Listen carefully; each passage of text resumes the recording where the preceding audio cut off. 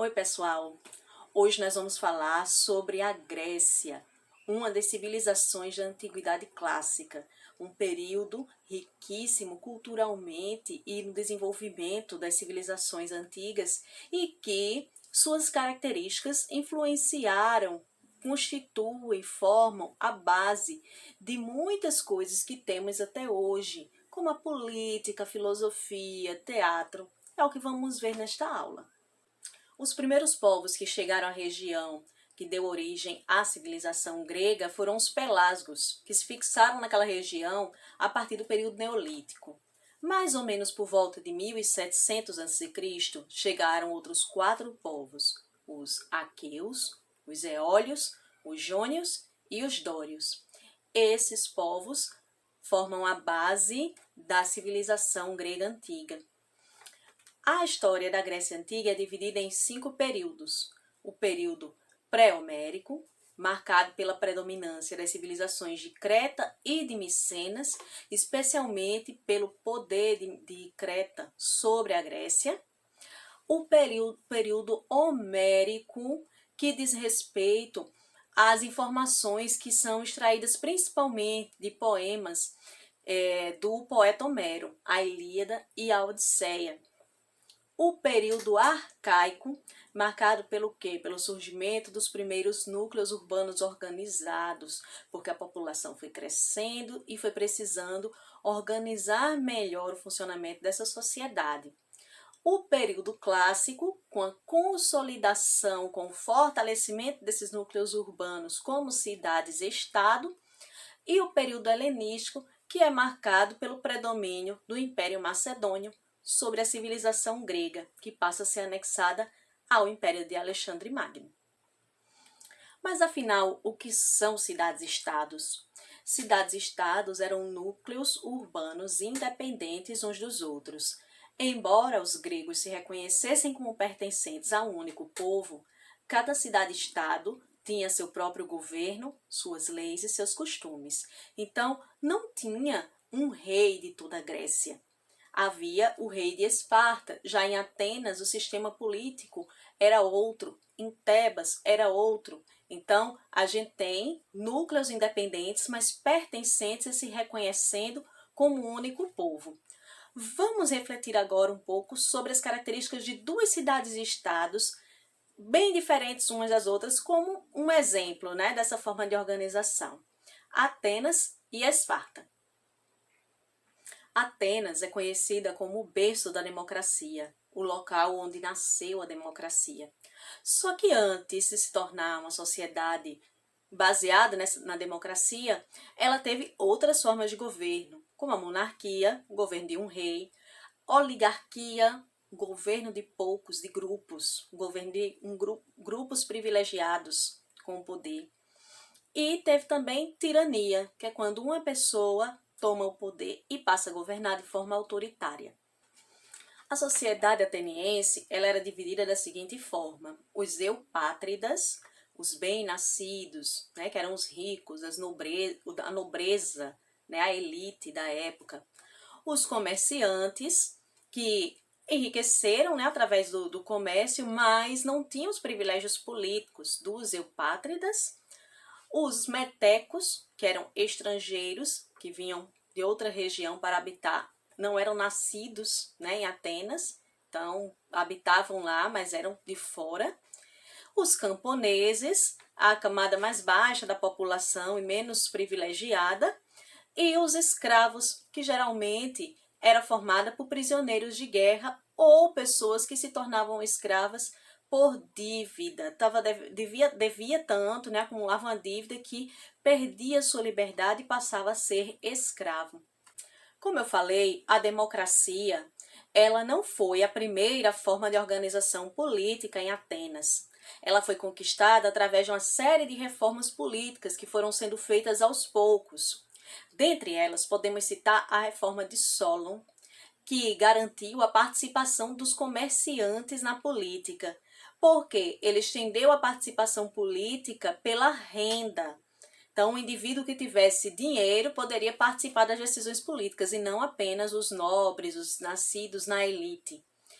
Outro que ampliou a participação política foi o Clístenes, que aí ele retira esse critério de renda que o Solon tinha colocado e decide que a participação na política, nas decisões políticas, será de todos os cidadãos atenienses, independente de sua renda. Só que veja bem, isso cai num ponto que a gente precisa observar com atenção.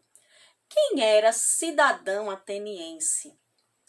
Para ser considerado cidadão ateniense, teria que ser um indivíduo adulto do sexo masculino e livre. Então, nessa questão, ficavam de fora as mulheres, os escravizados e os estrangeiros. Além de ficar de fora das decisões políticas, as mulheres, elas também não tinham direito à autonomia sobre suas vidas. Elas passavam do poder do pai para o poder do marido e geralmente se casavam aos 14 anos e os homens aos 30.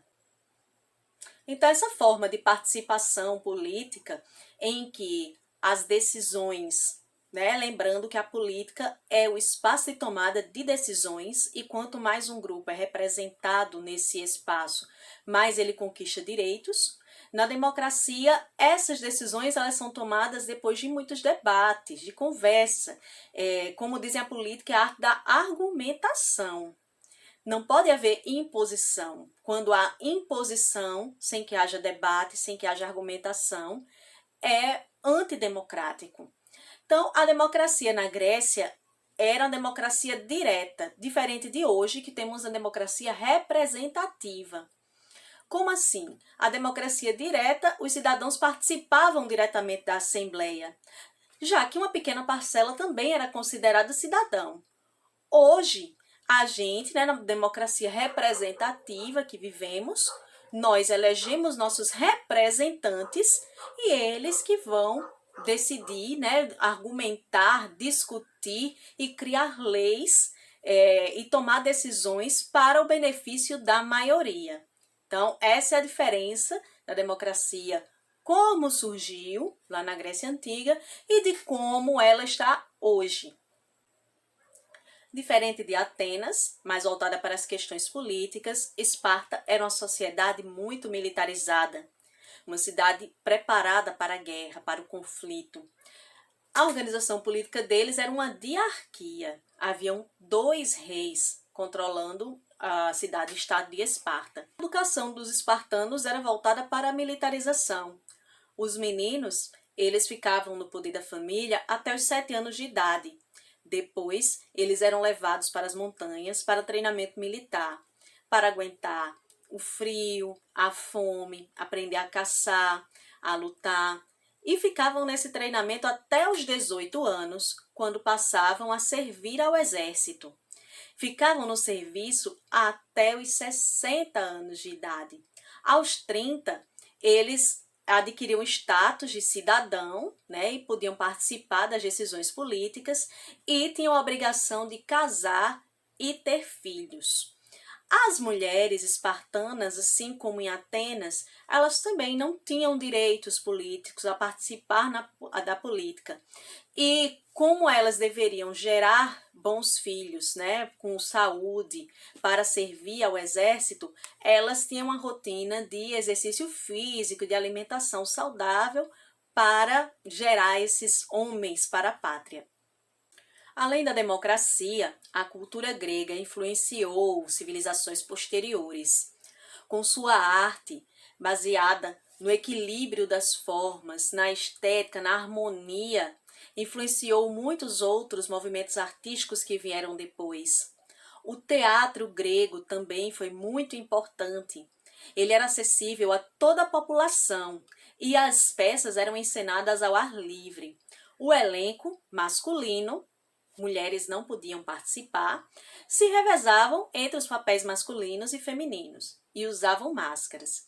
E o teatro na Grécia, ele tinha uma função didática, porque colocava situações em que a população refletiria sobre seus próprios comportamentos e condutas. Essas situações poderiam ser trabalhadas tanto em comédias como em tragédias. A religião dos gregos era politeísta e antropomórfica. O que quer dizer essas duas palavras enormes?